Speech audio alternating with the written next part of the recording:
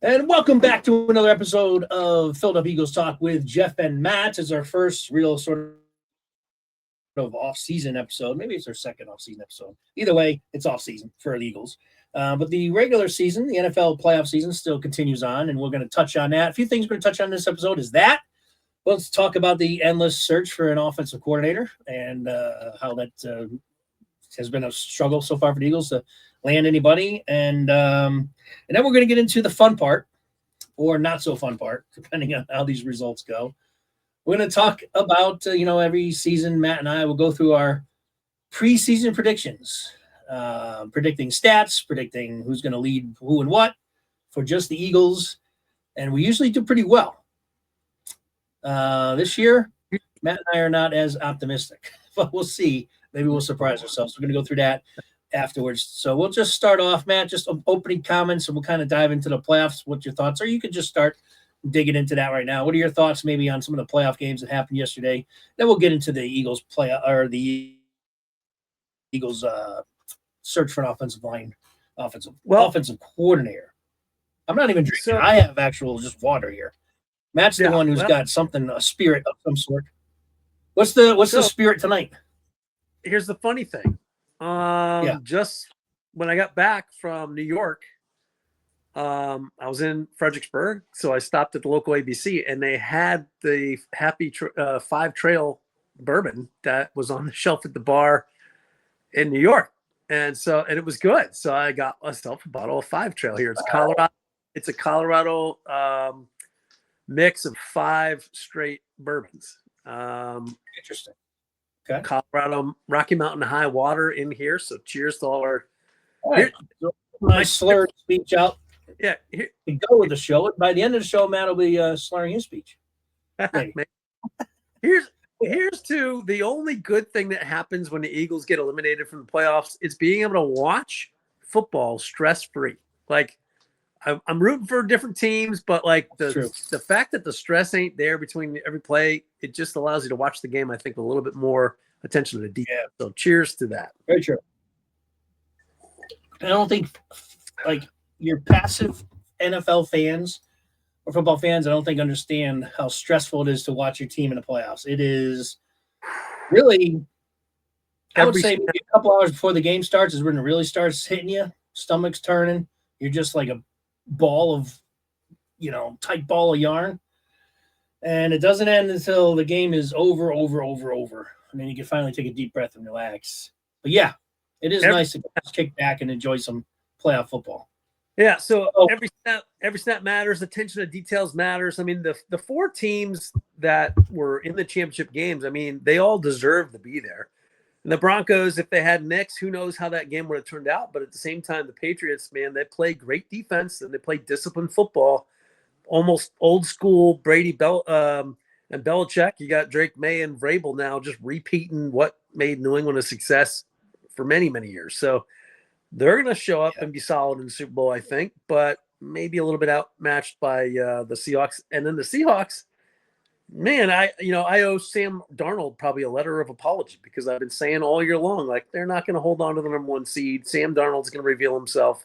He's going to throw a late-game interception, and I'm like, and he just came out ready to set the world on fire in that game against the Rams, and then kept up with Stafford in that offense and just kept putting the Bucs back in front. The other thing that stood out was, and this has been frustrating me the last 2 fantasy football seasons, Kenneth Walker III is so much better than Charbonneau.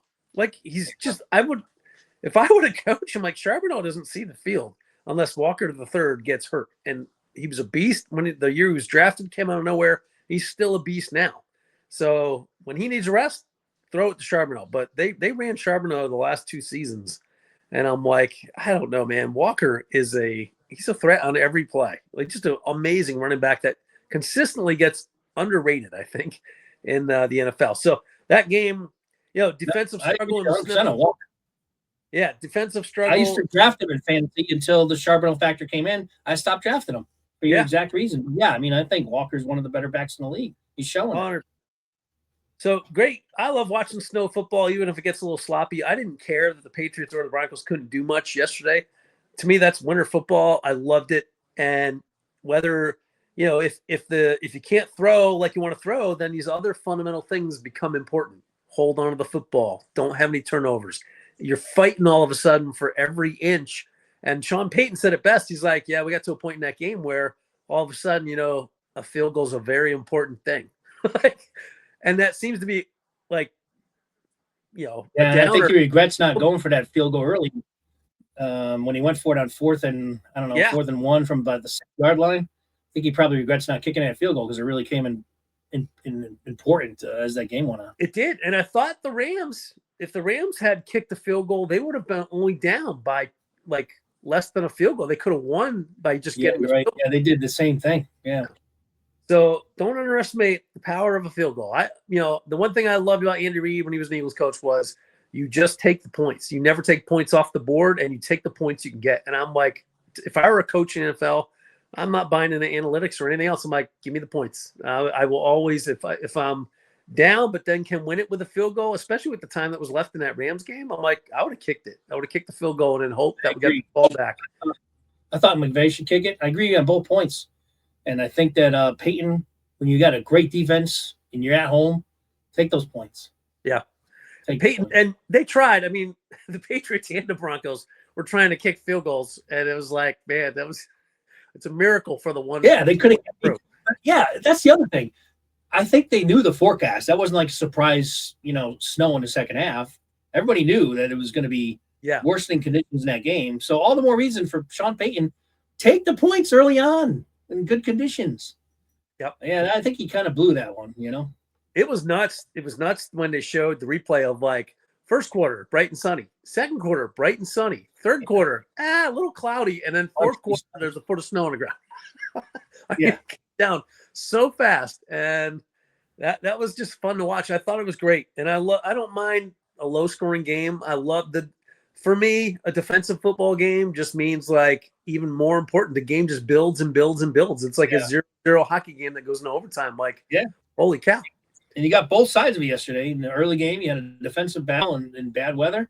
And then in the second game, you had a dome weather. I think they're in a dome, right, in Seattle, or partial dome. I think the sky's open, but it's kind of semi closed up. But anyway, I had great weather and a shootout. So, which I kind of knew. I had a feeling that Seattle Rams game was going to be high scoring and back and forth, and it's exactly what it was. All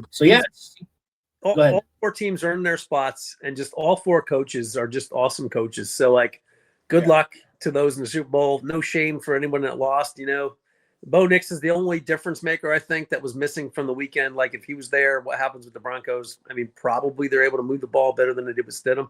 That's an understatement right there. But, Patriots versus Seahawks, man, this is, I think, the pressure's equal on both teams, like probably a little bit less on the Patriots, probably Darnold carrying more pressure for that. But I think Seattle's going to be a heavy favorite. If they show up like they showed up against the Rams, I mean, that game could get away real fast from the Patriots. Yeah.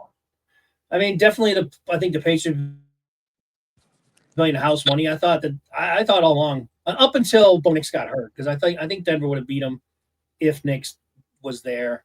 I think the way the game played out yesterday kind of shows that in a sense, but you never know. But to me, I thought the Patriots are just here a little too early. I didn't think they'd make it to the Super Bowl this year until the game opened up when Nix went down. So I think they're about a year too soon, which might impact them in this game. But I mean, May has got, I don't put anything past May. I think he can upset them. I mean, I think it's possible.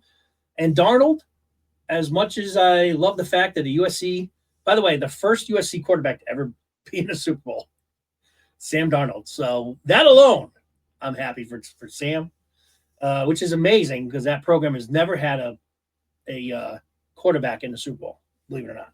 Palmer was closest. The year that Palmer got hurt in the playoff game against the Steelers, that was the year the Bengals could have gotten there with Carson Palmer. And then he on that game and Carson Palmer, bye-bye Bengals. So that streak's ended. We have a USC quarterback in the Super Bowl, and one that's playing really well. And that Seattle team, it's going to be kind of, I don't know if I call it a home team, because I know that Patriots fans will have to cross the country to get there. And obviously Seattle, I mean, it's not that far away. So I would think there might be a partial crowd there for Seattle in that game. The way that defense is playing, and didn't look. I mean, again, it wasn't the defensive game yesterday, but they have a good defense, and the Rams can score on anybody, so it doesn't really reflect much on the Seattle defense. We'll see. I think it'll be a good Super Bowl. I think it opened up like 4 or 5 points, Seattle favorite, and I think that might go up a little bit as the week goes on, or a couple weeks here that we have to go on. Maybe it gets to about 6 or 7. Wouldn't surprise me. But I'd say I 5 think, I give the Patriots a puncher's chance. What's that? I definitely think the spread is like, that's definitely the floor. Like it won't close in unless like, I don't think it'll close. There's oblique like acts up or something, and there's news about that. Then that's a good opening line, but I don't see the Patriots closing that at all. So you're right. It would probably go up.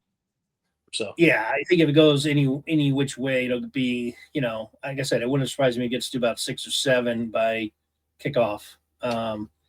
But that's why they play the game. We'll see if the Patriots can make a good game out of it. It's a game that I think has the potential to be a blowout. Like if the game ends up being 31-16, that wouldn't surprise me. Right. But I think May can keep him in the game, and we'll see what happens. So that's my early thoughts on our early thoughts on the Super Bowl. Now, what are your thoughts on the head coach? God, I can't get the position they're going after here. The offensive coordinator position that the Eagles are going, trying to find a coach. All of them are landing in other spots that they've either been interested in or trying to interview or have interviewed. What are your thoughts? Do you have any sleepers? Do you think there's somebody out there that the Eagles are going to bring in and, might end up being the offensive coordinator? Yeah, I think we'll be fine. We'll find somebody. It'll be fine. The funny thing is, if you read like Facebook alone, just all the different like Philly Eagles fans websites and stuff, they're so full of shit every week. Talking about interviewing Doug Peterson, talking about all this other stuff, and I'm like, there's no chance. There's no chance Doug Peterson's coming back as an OC. So there's a lot. No. There's a lot of guess out there. I think that's just like clicking, clickbait. But here's what I think. I think you've got 2 teams left, right? 2 teams. Well, let me ask you this: if Doug does not get a head coaching job again, do you think you'll consider an offensive coordinator in Philly or no? You don't think so? I don't think he would. Nope, not until the current Super Bowl coach is gone. Okay. There's no way you put 2 Super Bowl winning coaches on the same staff. It's not going to happen. I'd be really surprised if Doug. Yeah, I didn't think about that. It's interesting. Yeah, that's a now. Point. Frank Reich, possibly. People that have suggested Frank Reich, I'm like, I can see that possibly happening, but I'm not sure. I mean, Frank Reich's, both of those guys are up there in age, and it's not often you usually see defensive coordinators sticking around. Jimmy Johnson, Vic Fangio, they who was the coach for years that ran the Denver defense and then became a Dallas Cowboys head coach? Wade Phillips. Yep. You got those for whatever reason. DCs stay forever, and OCs the fast. What it seems like the trend is the last decade or so is the OC gets promoted real fast to head coach, and so you get younger guys in, they win, they move on. Happened with Andy Reid here when he had Brad Childress. The coaches that went on, the coaching tree just was huge under Andy Reid. But so I don't know. I think that here's who I would be interested in interviewing. So you just had the Rams lose, and you just had the Broncos lose, and I think I would be interested to talk to anybody on that Rams staff that was on the offensive ball, quarterbacks coach. If not, an OC is not going to move sideways, but who are these other guys that are assistants to the? Yeah, I agree. Yeah, I would be picking those guys too. I'd be picking those guys' brains, at least bringing them in. Denver, the same thing. It's a Sean Payton tree. So I'm like, if we pluck somebody off of either one of those staffs, I'd be like, fantastic. To me, that's pulling somebody from Kyle Shanahan's staff with the when Dan Quinn was a Falcons coach, Quinn's the current Commanders coach, but when he Falcons, he had Kyle Shanahan, he had all those guys, Mike McDaniels, Sean McVay, all of them were on the same. He had all those coaches in Washington at one time. It's incredible. It really is. So you got 2 teams available now that I would be setting up interviews for. and then you got two teams still playing. And I don't think the Eagles are of the it's just not in their irk to distract other football teams. So I don't think, I don't think, I don't want them to jump the gun. I don't want them to sign somebody too fast. So it never bothers me when they take just a little bit of their time. I think Howie knows exactly what he's looking for, and so does Nick. And if they haven't yet, they've interviewed a bunch of guys and then let them walk out of the building. So yeah, it's not like they haven't been doing their job. I think there's somebody that they've probably identified who's on these last 4 playoff teams, and we'll see what happens next week or in the next 2 weeks before the Super Bowl. And if not, maybe then the guy that is actually one of the Super Bowl teams. So. All right. Good synopsis there. One of the things I want to touch on also is I was concerned about Christian Parker losing him to someone, and unfortunately that someone is the freaking Dallas Cowboys. So Christian Parker, if you haven't heard, is now the defensive coordinator for the Dallas Cowboys. So nice promotion for him, but not good for the Eagles. So not only does it hurt him because the Eagles lose him, but he's now the DC for the Cowboys. So what that could potentially mean, some of our pending free agents, like Nakobe Dean, some of the other guys, Reed Blankenship. You wonder if Dallas, if he's going to bring them over to Cowboys, and that would just make that suck even worse. Some definitely things that are sorting probabilities now. Yep. So, that kind of sucks. There's a few holes, too. We'll see what happens. But, yes, Christian Parker. They cut Go ahead. Diggs, right? They did cut Diggs, yeah. Right. So, and then Diggs got cut again. So, Diggs is a free agent, too. Green Bay cut him like a week after they had him. Yeah, so they're looking to draft a couple young DBs, I'm sure, and he'll have a hand in that. But and he brings great experience from his Eagles experience here. Yeah. Well, I don't know, it's Dallas. Dallas really still. I know it's Dallas, but he is a good coach. He was kind of the one that you were hearing about being groomed for when Vic finally retires. Yep. So they don't have that as an option or plan B now. And now plan B is now in Dallas. And like I said, could very well impact the free agency period with guys like, Nakobe Dean and Reed Blankenship. He might try to pull both of them over to Cowboys because they have needs at both positions over there. So it'll all play itself out, but kind of sucks. I would have liked to hold on to him. We knew he was going to probably go at some point. It just sucks he went to Dallas. Yep. All right. With that, any other comments, man? We're going to get into the fun part of the episode or the not so fun part of the episode. We'll see how it goes. No, just other than that, some coaches that have been recently hired that I think we're talking about is Mike McCarthy. He got hired by the Steelers. Yep. That's the one I understand the most. I don't know about that one. But Jonathan Gannon also just got hired as the defensive coordinator for – where did he go? Oh, he did? Okay. I didn't know that. Where is he? He got hired as the DC. Oh, shit. That's escaping me now. I didn't hear about that. This just happened today? Either today or yesterday. Who did he hire? Well, who had an open DC slot? It wasn't the Browns. It wasn't one of these bad. You can't even Google it because you got to use your phone for your. I'll take a look at that. Hold on. Actually, you know what? While we're on the topic. Yeah, I'm 50 years old, so the brain goes, especially after day on snow. But who the heck did he sign with? It's a good team, I thought. But I think he stayed in the NFC as well. Green Bay. Oh, he's Green Bay. Packers. He's Packers. He's with the Packers, yeah, Geoff. It is Green Bay. You wait until I start looking up and you're like, oh, it's Packers. I was like, well, I'm like, he didn't go to a bad team. He went to a good team. And I'm like, oh, yeah, Packers. Yeah, he's got Micah Parsons there. And that's a good landing spot for him. Yep. Yeah, he's definitely proved he just wasn't head coaching material. But as we know, he's a good defensive coordinator. So. Yeah, and he didn't have much to work with when he was the Eagles defensive coordinator. They had a totally different defense. He's got big pieces over there in Green Bay to play with now. Yeah.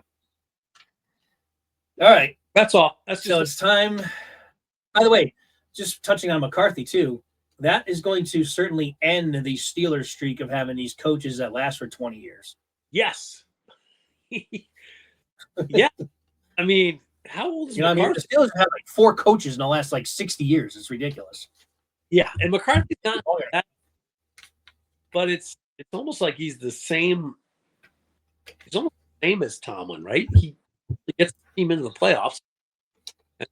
Other than the Packers, he doesn't really win with those teams. So we'll see. Mike McCarthy's a good. He's a football guy, but all right. So here we go. It's time to take a look at our results from the 2025 predictions. So before I get into that too deeply, one thing that happened this year that I don't remember anyone talking about. I just happened to glance in here before I started looking at the actual stats. And I don't remember any, like even Merrill Reese or any of the, well-known radio stations out there, sports stations, podcasts or whatnot. I don't remember any of them saying this. Maybe, Matt, you could tell me if you've heard it.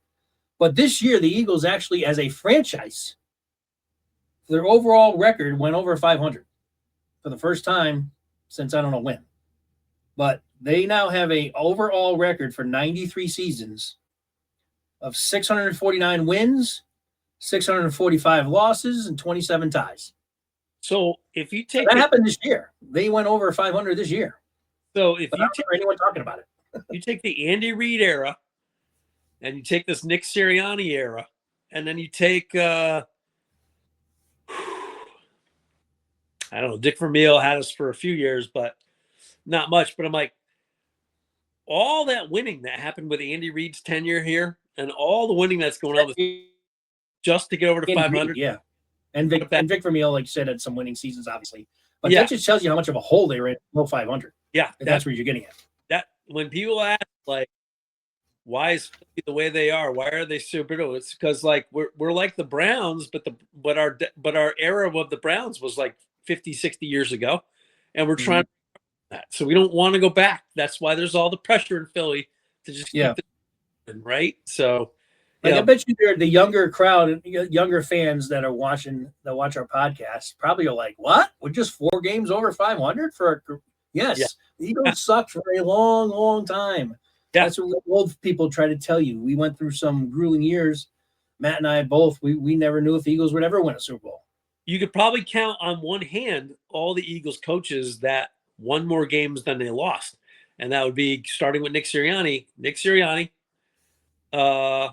I think we just named them. Dick Vermeil, Nick Sirianni, Doug Peterson, and Andy Reid. That might be the only ones. I mean, Buddy Ryan probably too. He didn't last too long, but yeah.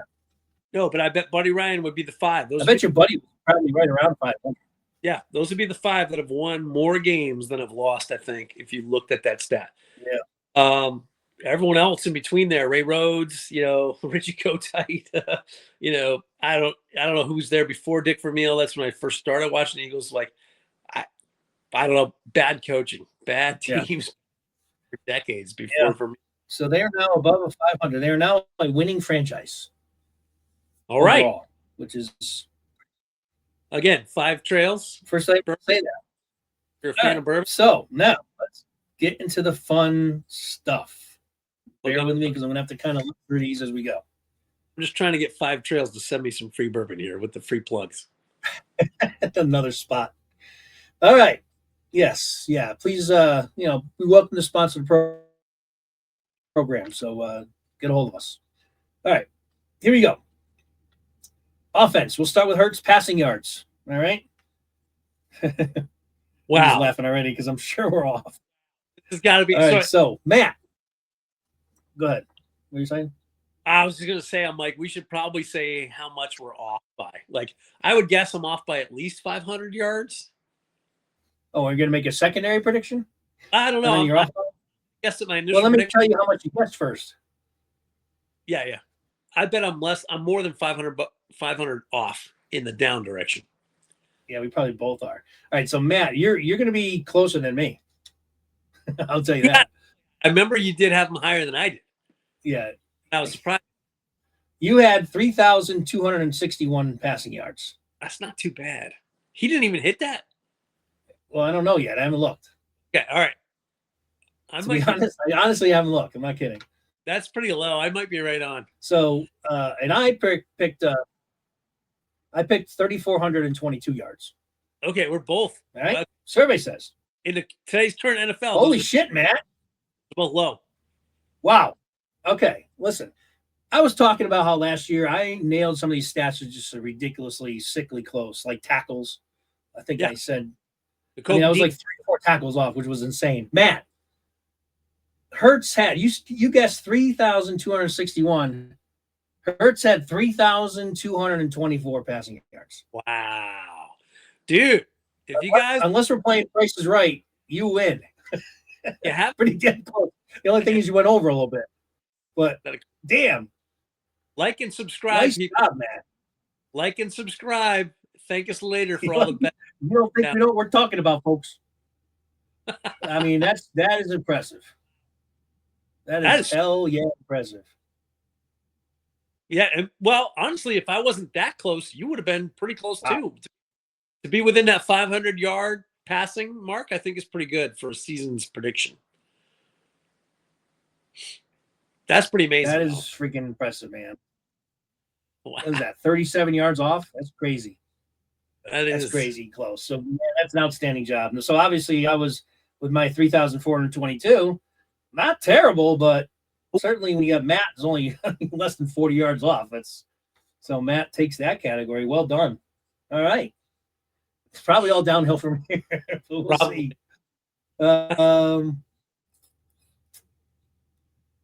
It's interesting here, and I don't know how this happens sometimes. Like I wrote down rushing yards for Hurts, but don't have any answer. Must have skipped over it. All right.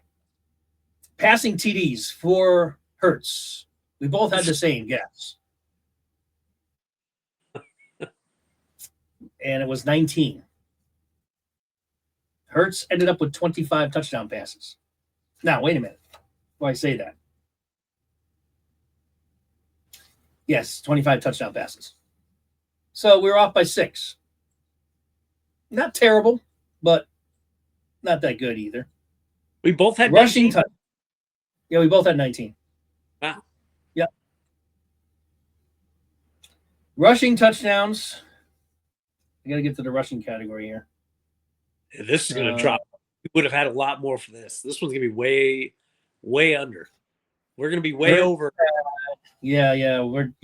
You guessed 15. Wow. I guessed 11. I would say 6 or 7.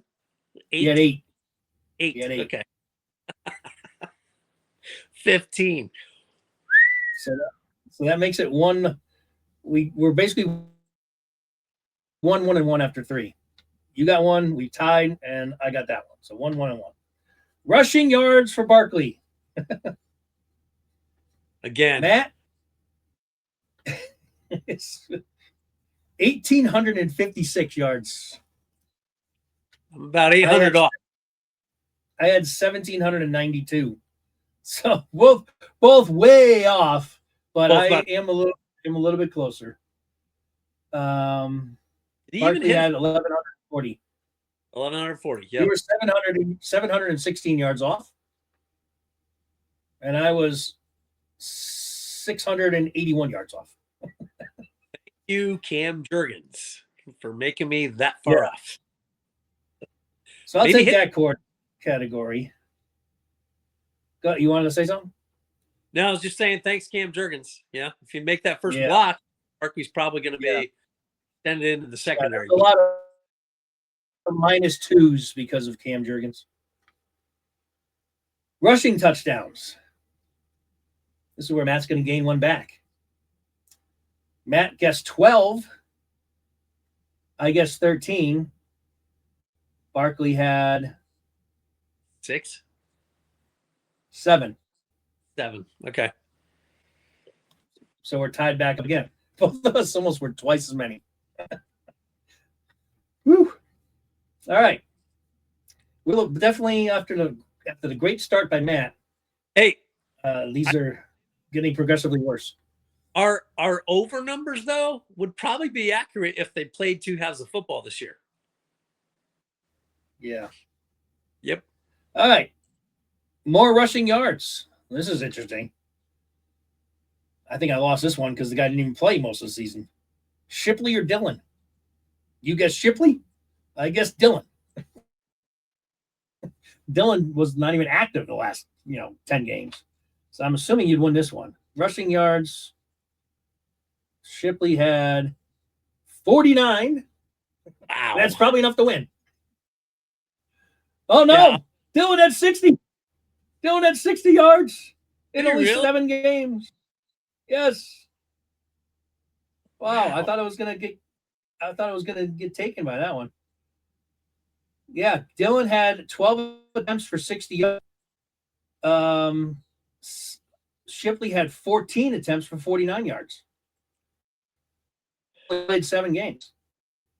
Wow. All right, I'll take that one. I'll take it. What? I am surprised by that. So we're still tied 3-1 and 3-1, I think. All right. Now, AJ Brown or Smith? Who would lead? We both had AJ Brown receiving downs. I mean, but that's just between the two, so that does not count Goddard. Right. So we had more, Brown or Devontae. Devontae only just Let's see. passed 1,000 in the last game. Well, this is what did I say? Receiving yards? No, this is for touchdowns. Oh, this is just touchdowns. Still think it's both guessed Brown. Yeah, maybe mine. It was Brown. 7 for Brown, 4 for Smith. So we got that one right. Now, how many?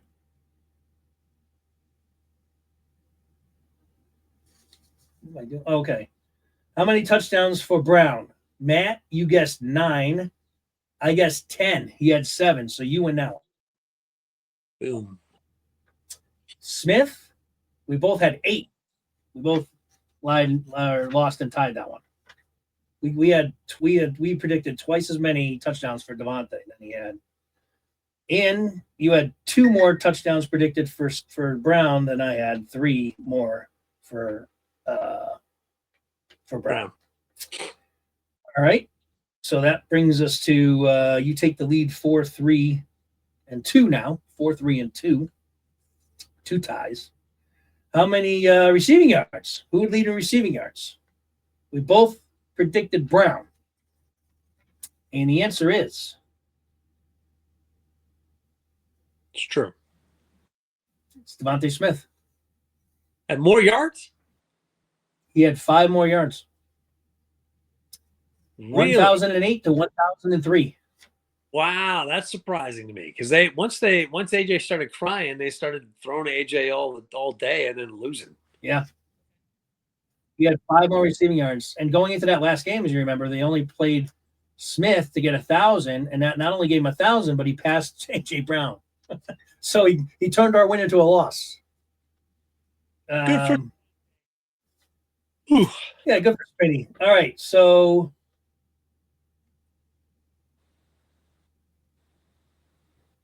Matt predicted. What the hell's going on here? I don't know. It's your notes. It is my notes. I can't even read my own chicken scratch. You're bad. Yeah, I don't know what's that. All right, so you had 1,046 yards for AJ Brown. You were pretty damn close. I had 1,180. Oof. That's what AJ won. Holy shit, dude.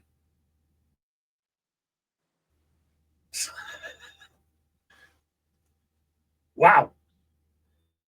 All right, Matt. So you had for Smith. Okay, you win the AJ Brown one, right? But I have, wait till you hear this. Smith, you had 982 yards receiving. You were very close. What you would have had if had out with the rest of the starters. However, I predicted exactly how many receiving yards Devontae Smith had 1,008. It's on here. Smells fishy. 1,008. Nobody can read it. Damn. Just reading the stats off from the internet. I don't even know what's on that piece of paper. No, that's why I was like, holy shit. Staring at it. No. 1,008 receiving yards on the nose by yours truly.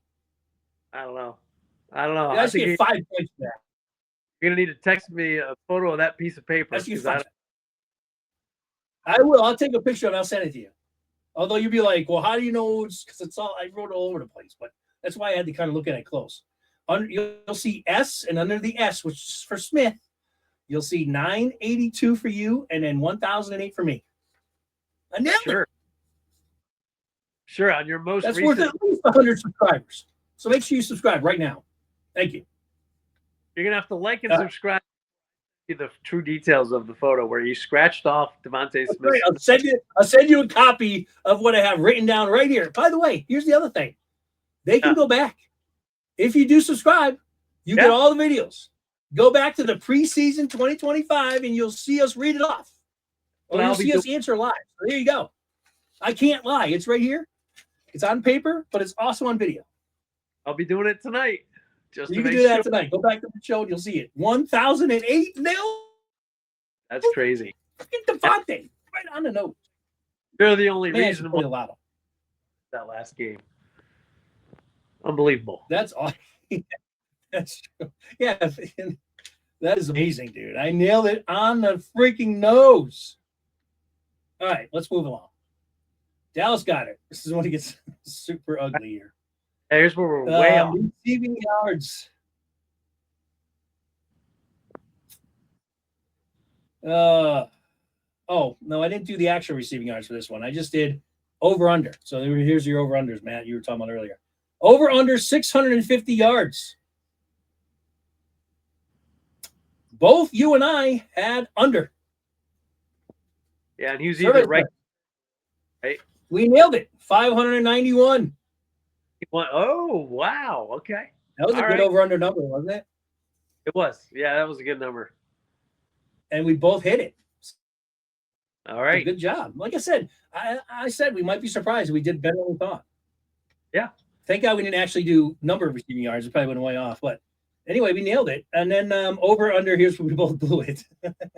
Over-under 5 touchdowns. We both picked under. What are you up with? 10, 11, 9? He ended up with 11 touchdowns. He had twice as many as we blew the over-under. Not good. Yeah, well, that's because I had a lot more Hurts touchdowns and Barkley touchdowns going in on the ground. Didn't know. Yeah. So we're 1 for 2 on Dallas Goedert. Okay. Offensive points per game. This might be a little. I might have to do some math on this one, which is way lower. They couldn't score for half a season. Let me see if I can get that on here. Points per game.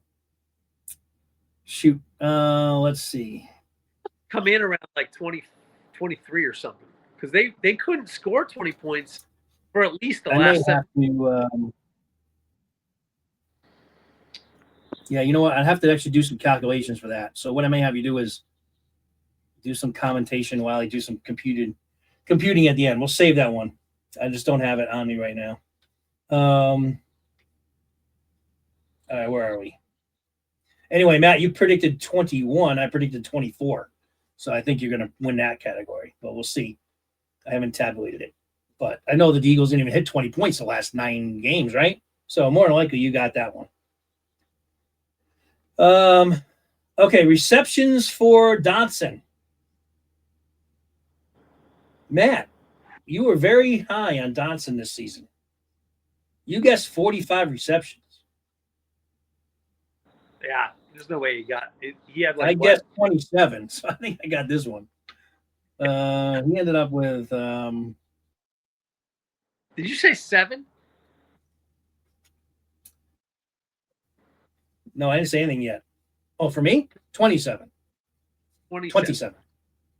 Yeah, I think we're both high.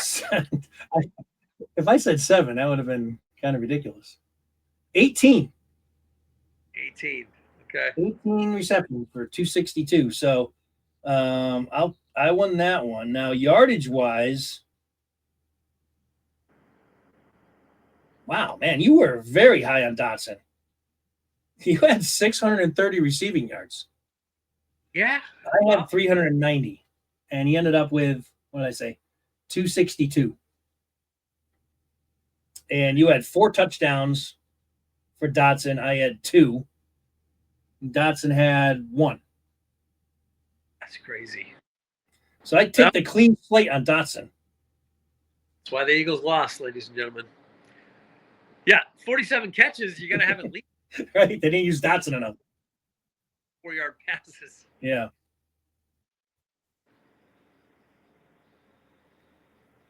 All right.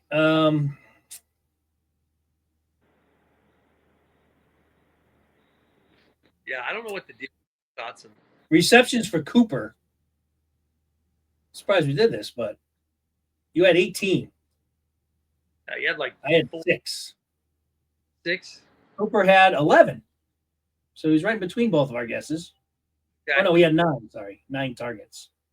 Yeah, so 9 targets or catches?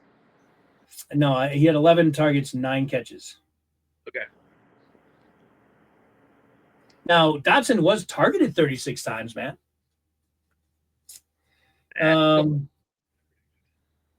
You have 127 yards receiving. I had 111. Wow, 6 catches for 111 yards. Damn. You had 127. How many yards did he have? Cooper had 92. So I'll take that one too. So I made a big run here on these two guys. All right, offensive ranking. Shoot, I'm not gonna be able to answer these two yet either. Although I think we can answer them without even looking, right? Offensive ranking over under 10. We both picked under. I think we got that one. The Eagles didn't have a top 10 offense, right? I don't know officially because they don't have that on here. So some of these I have to recap in our next pod. I'll just check on these and answer them the next pod. I'm not gonna kill time doing it here, but true. But what's the meaning of the over under though? By saying over, are we meaning not in the top 10, or would be saying under the top 10 being in the top 10? Oh, in this case, the over. I see what you're saying. Yeah, in this case, it's kind of reverse. Yeah. In this case, the over would be 9-1, and the under would be 11 and down. I would have guessed that they would have had top 10 offense at the beginning of the season. With the way they well, here it is. I broke this up. Hang on a second. I broke this into 2. So what I just was mentioning is not overall offensive rating; it was passing.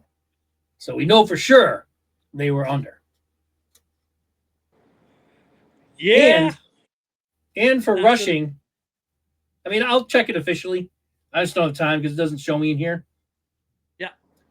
But rushing over under, I had 3.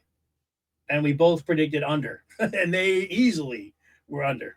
So we got both wins there. Or we predicted both of them right. So that's all I had for offense. Let's move to defense. Leader in sacks. We both lost this one. First of all, the Eagles didn't have that many sacks. No. Leader in sacks, both of us picked Smith. And both of those are losses. Because Nolan Smith only had 3 sacks the whole season. Big down season for Smith. He better get better because that was not good. The leader, by the way, you want to know who it is? I'm going to guess the Jomo. Very close. He finished second. Only by half a sack. The Hunt? Jalen Hunt. So Hunt, I'll save the intercept. I won't say anything, but dude, Hunt had quite a season then. He did. All right. Tackles. We both had Bond as the leader in tackles. And it was Bond by a mile. So we caught that one. We did that one pretty easily. Second in tackles, by the way. You want to take a guess at that? Who was second on Eagles tackles?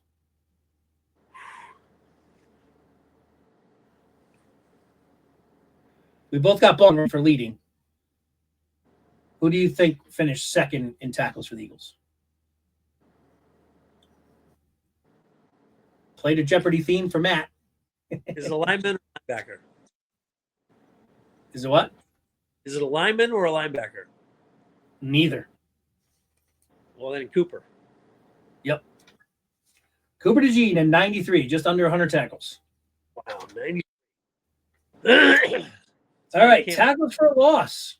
Matt, guess the rookie Campbell. I guess Jalen Carter. Tackles for loss. Wow, you know who let you take a guess who won? It was neither of our guys. There was two guys that tied.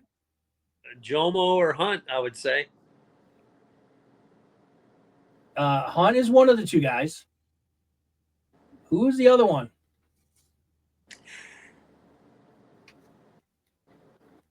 Got a guess?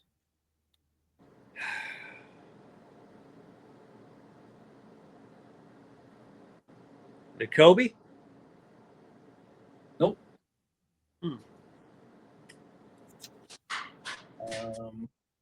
Campbell, by the way, had none.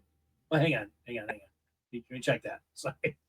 Didn't want to make it sound that bad. Two. He had two tackles losses.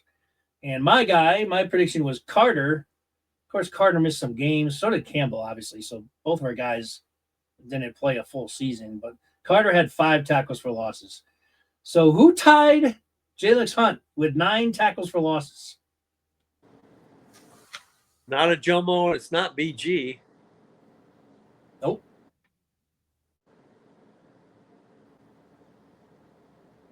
This will not surprise you once you hear who it is. So if you think about it, you probably get it. By the way, N'Kobe had 7. So that wasn't a bad guess. This one's easy. Jordan Davis. Yes. Jordan Davis also. Interceptions for the team, for the defense. Over under 10 is where I put the over under. We both predicted under, which I think is probably going to be right. Well, let me see. That'll be right. 2, 3, 5, 6, 7, 9, 12. We both lost that one. We had 12 interceptions this year? We had 12 picks. That's crazy. Yeah, thanks to Jed. 3. Who's second? Bond had 2. I'll name them all. Bond had 2. Blankenship had 1. Cooper had 2. Campbell had 1. Dory Jackson had 1. Makuba had 2. And Jalix Hunt had 3. I like it. I like those numbers. If our defensive end had 3 interceptions, we would have won that one. Yeah. That's funny. So, yeah, we lost it. They were over. That's why putting the over-under at 10 was pretty good. That was a good number. All right, leader in picks. I just went through them. Matt picked Reed. I picked Mitchell. It was Jalix Hunt. So there's no way we would ever predicted him to be the interception leader. What a season now. I can't wait to watch him play next year. Yeah. Led the team in sacks, tackles for loss, and interceptions. Yeah. That's ridiculous. That's a player right there. Yeah. How many picks?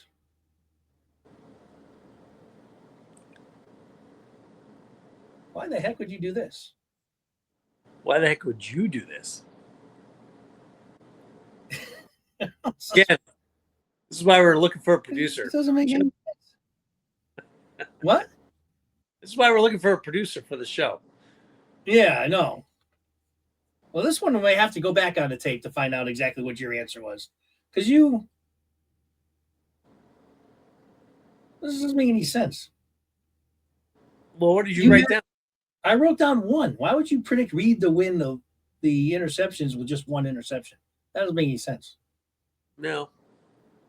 And plus, when I go second most, and you guessed Cooper, and I guessed Reed, and you had 2 for Cooper. So I don't know why I wrote 1 for Reed. Doesn't make any sense. So I screwed that one up. I might go to the doctor, see if you got oxygen. 5 picks for Mitchell. He didn't have He didn't have 5, but I had 3 for Cooper, and Cooper had how many did Cooper have? 2. Cooper had 2. Yeah, so I was pretty close. And you guessed him perfectly. You had 2 for Cooper. I don't know why I wrote down 1 for Reed for you. It doesn't make any sense. Which was that? He had 1. What? It was accurate, though. He had 1 pick. Yeah, I know, but I don't know why I put that down there. It doesn't make any sense why you would put him with 1 and then Cooper finishing second with 2. Doesn't make any sense. No, I think I probably had Cooper with 2 and Reed with 1, and you probably wrote it backwards. No, I wish that was the case. It was not, though. I don't know. I don't know what happened there. No, yeah, I don't know. Leader in pick sixes. We both had Coop. Did we have any pick 6 touchdowns? But Kuba had 1 in the preseason, right? Wasn't that a preseason game where he ran? The other one I can think of that might have had one was Alex Hunt. Did he got 1 out of his 3? I don't think so. Otherwise, I don't think we had a pick 6. I think Kuba had 1 in the preseason, but that's it. In the preseason, it did, yeah. Yep. All right, so how many sacks for Nolan Smith? Oh, boy. Matt, you had him with 12. Wow. Not even. A little bit off. I had high expectations. He had 3, and I had him with 10. I was way off. Jalix Hunt, you had 5. I had 6. He had 6.5.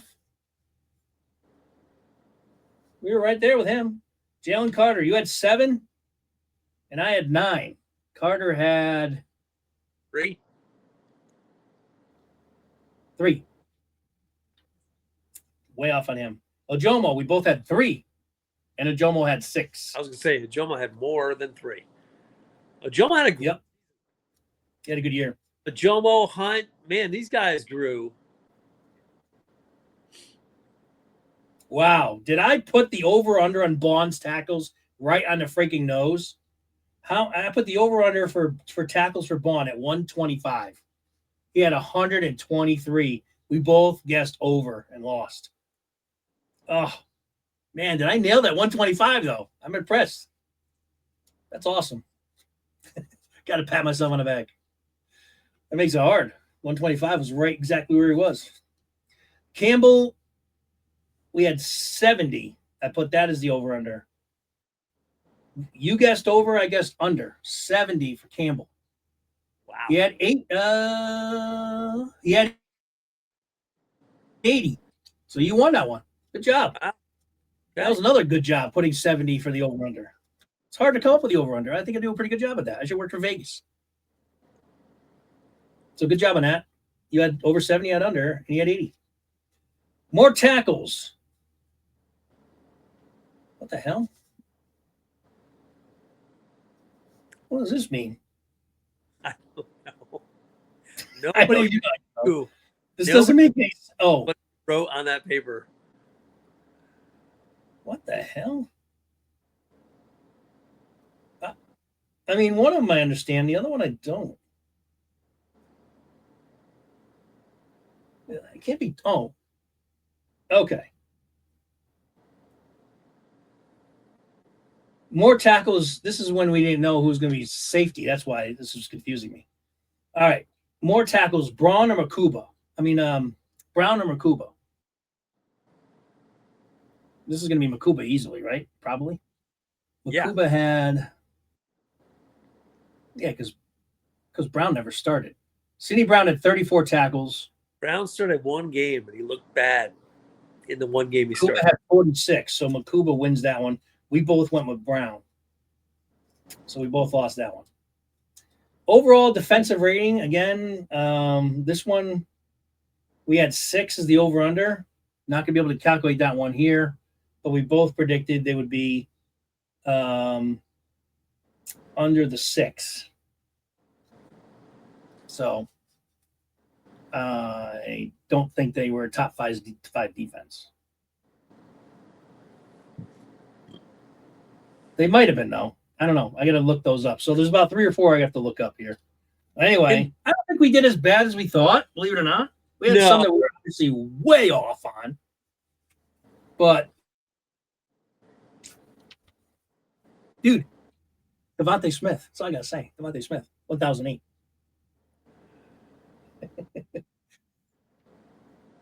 Perfection. Watch the podcast. Perfection. Hey, like I said, it's on tape. Just go back. Go back. You'll see it. 1008. Devontae. Should have been sitting with the other starters in that game 17. That's true. That is true. Yeah, but either way, that's a pretty darn good prediction, though. Yeah, 108 yards. Yeah, and your Hurts prediction, only 37 yards off, and how many passing yards? That is ridiculous. Yeah, well done. We're pretty close. And there were some other ones we were really close on. So, it's a fun exercise to go through every year. We'll see how well we do next season.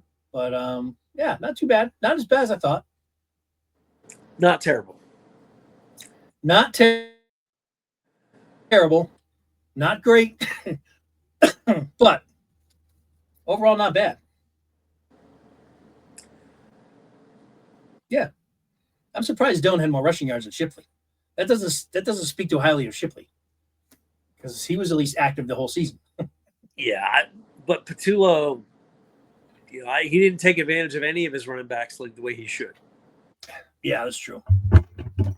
We didn't have what's his name on here because I don't think he was an Eagle maybe when we even did these predictions, because that was like a last minute before the season trade when they got what's his name, or did that happen even during the season? Yeah, Tank was like a week 5 or 6 trade. Okay, yeah. So he wasn't even part of this. No. And then Marcus Epps probably had more tackles than, certainly more tackles than Brown, maybe even more than Makuba. Oh, that's a good question. What did Epps do?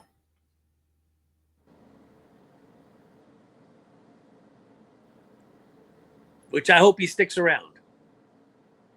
I think Brown is the odd man out at this point.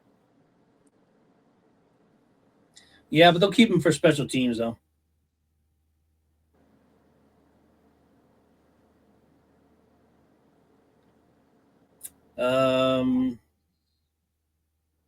What was I looking for? Tackles by Epps. Epps had only 21 tackles. Oh, less than okay. That's interesting. Well, he had less. Yeah. Yeah, Brown gets credit for special teams tackles, though, too, right? They're just tackles and tackles. Yeah, must be, because I don't think he had 34 regular season tackles like in the game. Yeah, that's got to be including special teams. All right. Well, how about Cooper, man? Cooper DeJean almost had 100 tackles. Best slot corner in the NFL. And he actually had tied Bond for the most. He actually tied Bond for the most solo tackles at 64. Cooper did. I believe it. And Cooper also had 4 tackles for losses. Let me just throw this out here, because this is not a question I asked, but let's see if you can guess. Who had the most quarterback hits? I'm going to say Hunt. It's Hunt by a mile. Yep. Hunt had 24. The next highest had 12. That's awesome, man. We got a star in the making there. That was Jalen Carter had 12 and Ojomo had 12. But Hunt doubled them. Guy really is becoming his budding star, man. Yep. Well, we're at the 59-minute mark. All right, we'll cut it out. We'll be at 1 hour. All right, so Matt and I will be back probably, the shows won't be as common, but there'll be a lot to talk about in the offseason. So if there's any breaking news, Matt and I will be on to talk about it. But otherwise, we'll probably do another show just before we'll do like a Super Bowl preview, and maybe we'll have some guests on. Maybe we'll bring all our guests on. Maybe we'll have like a quad show, and I'll have Johnny and Nick and maybe what's his face? Corey. Might want to jump on as well, because I think I can have as many as 6. So maybe we'll have like a live stream or something with all of us on there. We'll talk about the Super Bowl. I think that's what we'll do next. So maybe do that. That sounds like fun. So until next time, I hope you enjoyed our preseason prediction recap. I thought we did okay. And if your team's still alive in the playoffs, whether you're a Patriots fan or a Seahawk fan, good luck to your teams. May the best team win. And we'll see if the Eagles find an offensive coordinator here within the next week or two. Matt, closing comments. Nope. I think we'll get a coach. I think he's on the staff of one of the last remaining 4 teams is where he's hiding right now. Okay. It's very possible. We'll see. Anyway, thanks again for watching. Make sure you like and subscribe and all that kind of fun stuff. And we'll see you next time. Thank you to our new subscribers, by the way. We picked up a few from our last episode. And Matt, you can take us out. Fly, Eagles, fly. Go Birds. See you later.